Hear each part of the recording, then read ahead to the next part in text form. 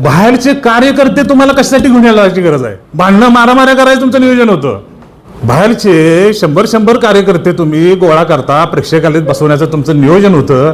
तुमचं नियोजन सभा उधळायचं होतं, या नगरपालिकेला गालबोट लावायचं नियोजन होतं.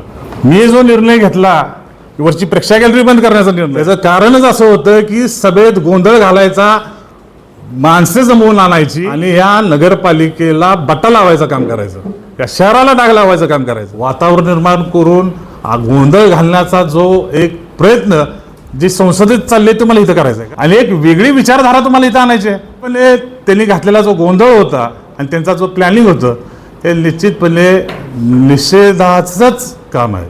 परवाच्या 28 तारखेच्या मीटिंगची एकंदर परिस्थिती बघून अतिशय दुःख झालं आम्हाला. त्याचं कारण आपल्या कोणाच्या लक्षात आलं का नाही आलं हे आम्हाला माहीत नाही, तर ते एक्सप्लेनेशन मी करतो. या नगरपालिकेची ती जनरल सभा होती. त्या सभेला काहीतरी परंपरा आहे, पावित्र्य आहे, गांभीर्य आहे त्यामध्ये. त्या सभागृहामध्ये आज सभागृह चालवत असताना सभा कोणाची असते? सभा लोकांनी निवडून दिलेल्या लोकांची असते, सदस्यांची असते, सन्मानित सदस्यांची असते आणि प्रशासनाबरोबर असते. आज ही सभा होत असताना बाहेरचे कार्यकर्ते तुम्हाला कशासाठी घेऊन यायची गरज आहे? बाहेरचे 100 कार्यकर्ते तुम्ही गोळा करता, प्रेक्षकालयात बसवण्याचं तुमचं नियोजन होतं. तुमचं नियोजन सभा उधळायचं होतं, या नगरपालिकेला गालबोट लावायचं नियोजन होतं, भांडणं मारामाऱ्या करायचं तुमचं नियोजन होतं. मी जो निर्णय घेतला वरची प्रेक्षक गॅलरी बंद करण्याचा निर्णय, त्याचं कारणच असं होतं की सभेत गोंधळ घालायचा, माणसं जमवून आणायची आणि या नगरपालिकेला बट्टा लावायचं काम करायचं, या शहराला डाग लावायचं काम करायचं. अशा पद्धतीचा जो झालेला प्रयत्न आहे ह्याच्या अगोदरच्या कराड नगरपालिकेच्या इतिहासामध्ये कधीही झाला नव्हता. असा हा प्रयत्न झालेला आहे आणि निश्चितपणे कराडकरांनी जी नोंद घेतली पाहिजे.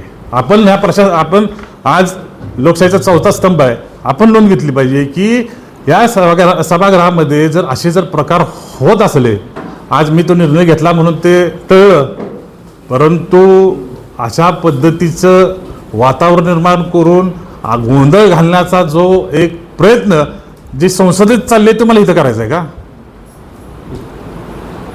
संसदेत चालले तुम्हाला इथं करायचं आहे का? म्हणजे या कराड शहरातला एक सुसंस्कृतपणा जो दिला आहे, चव्हाण साहेबांनी दिला आहे, पीडी साहेबांनी दिला आहे, त्याला डाग लावायचा आहे आणि एक वेगळी विचारधारा तुम्हाला इथं आणायची आहे. निश्चितपणे त्यांनी घातलेला जो गोंधळ होता आणि त्यांचा जो प्लॅनिंग होतं हे निश्चितपणे निषेधाचंच काम आहे.